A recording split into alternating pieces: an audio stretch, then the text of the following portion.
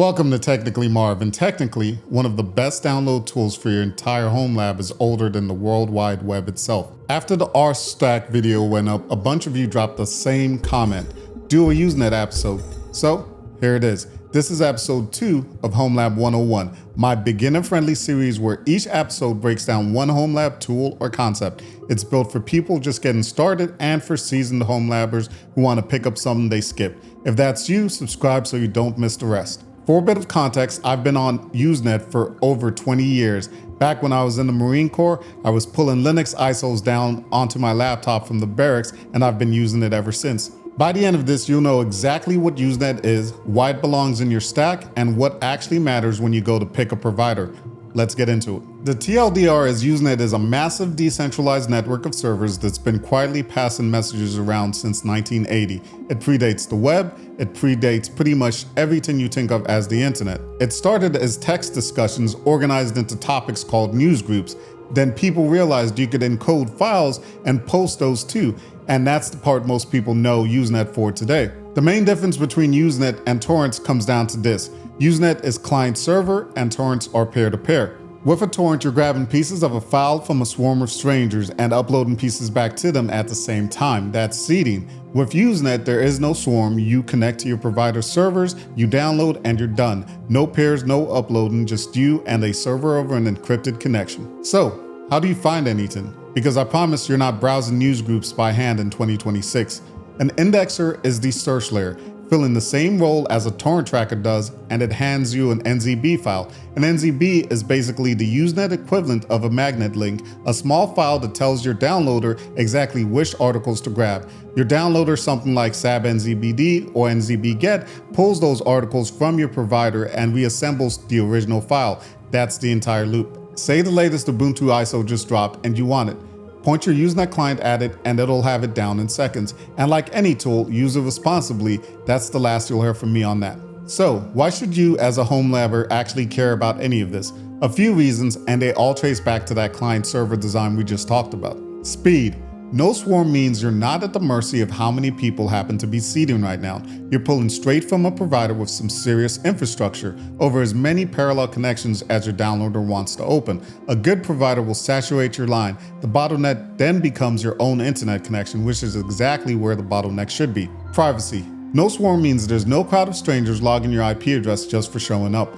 There's a real nuance here, and I'll dig into it properly in a second, but the headline is simple. Nobody on the other end of a Usenet download is collecting your IP address the way a torrent swarm does by design. Automation. This is the big one for a home lab. Now, both Usenet and torrents can be fully automated. I covered that whole setup in my media automation video.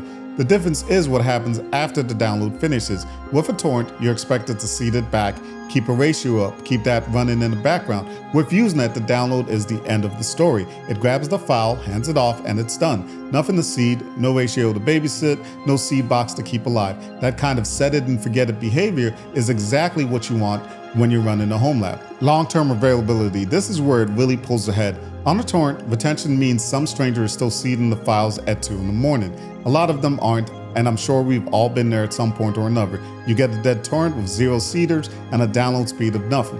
On Usenet, retention is the provider's job. They keep articles for years and years, and that window only grows. Something from a decade ago is still just sitting there ready to go. Nobody had to stick around to keep it alive. I want to be straight with you here, because the lazy version of this pitch is Usenet is private and torrents aren't, and that's not quite right. Here's the honest version. With Usenet, you're not removing trust from the equation, you're moving it. With a torrent, you're trusting a swarm of strangers not to do anything with your IP address. With Usenet, you're trusting exactly one company, your provider, and that's a genuinely better trade, because you get to choose that one company. You never get to vet the swarm. Now, before you write this off as paranoia, let me show you why connection privacy actually matters. There's a site called iknowwhatyoudownload.com. You put in an IP address and it shows you torrents that have been downloaded from it. That's how exposed the torrent swarm leaves you by default, which is exactly why if you're going to torrent, you should always be doing it behind a VPN. And I know some of you are already typing it, so let me beat you to it. With that VPN running, yes, you get similar privacy on torrents. The swarm just sees your VPN's IP instead of your real one. That works, it's a perfectly valid setup, but notice what just happened. You had to bolt on a second paid service to get there. With Usenet, that privacy is just how it works. Your connection to your provider is encrypted and there's no swarm to hide from in the first place. And because your provider is now in the single point of trust, their login policy becomes the most important spec there is, more than speed, more than price. So vet it. The provider I use, for example, states plainly that they don't monitor which news group you post or download from. That's exactly what you want to see. But here's the part that most reviews conveniently skip. They do keep standard server logs, which include your IP address and your connection times. Same as basically any company running servers on the internet today. So 0 logs is too strong of a statement, and you should be a little suspicious of anyone who claims it.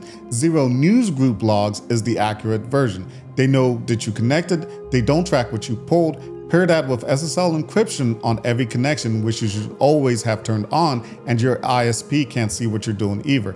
That's the real privacy picture. It's not magic, it's just a much better trust model than throwing your IP address into a swarm and hoping for the best. I'm not here to tell you torrents are useless. I run both. It would be foolish not to. But everything in my setup is configured to prefer Usenet, and let me tell you why it isn't close. People love to call torrents free. I can't even say that with a straight face because the second I'm torrenting anything, I've got a VPN sitting in front of it. So now my free download method has a VPN build stapled to it. Funny how that works. Then there's retention again. A torrent only lives as long as somebody keeps seeding it. Brand new release, sure, it's fast and healthy and everyone's on it. Anything older or even a little niche, now you're rolling the dice on whether the one person who has it is still online. Usenet doesn't care. The file is sitting on the server whether anyone else in the world wants it or not. There's also upkeep. With a torrent, the work isn't over when the download finishes. You're seeding it back, keeping an eye on your ratio, especially on private trackers. With Usenet, once the file is down, you're completely done. Nothing left to manage. So I use both, but I prefer Usenet and my whole setup is configured with that in mind. All right, you're sold, or at least curious enough to go shopping. When you do, 3 things matter, just 3. Security.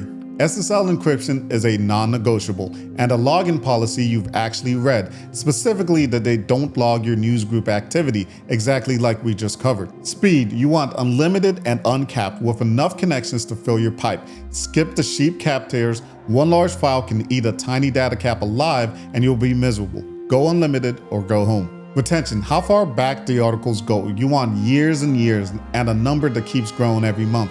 The good providers are well past the decade mark at this point. So with those 3 things in mind, the provider I personally use is News Hosting, and honestly, one good unlimited account is all you really need. Quick disclosure before I go any further. News Hosting is an affiliate partner of mine. There's a link in the description, and if you sign up through it, you get a discount and I get a small commission at no extra cost to you. Here's why I'm completely comfortable putting my name on that. I started my Usenet journey over 20 years ago with a provider called GigaNews. Over the years, GigaNews slid downhill on me. Slower speeds, shrinking retention, articles dropping off, and the price continually creeping up. So I did my homework and I moved over to News Hosting because it nailed my 3 tenets: security, speed, and retention. And I have never looked back. I've been a News Hosting customer now for the better part of a decade. Nobody paid me to like them. I liked them first. So when they came around asking about a partnership, I jumped on it. So if you'd like to give News Hosting a try, the link in my description gets you 70% off, 3 free months, and a 30-day money-back guarantee. Try it, and if it's not for you, get your money back. Now let's talk about some honest gotchas, 2 quick tins so nobody's caught off guard. 1. Completion isn't always 100%. Takedowns happen and articles occasionally go missing.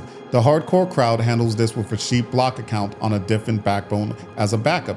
This lets them pick up anything their main provider is missing. Is that overkill for most of us? Honestly, probably.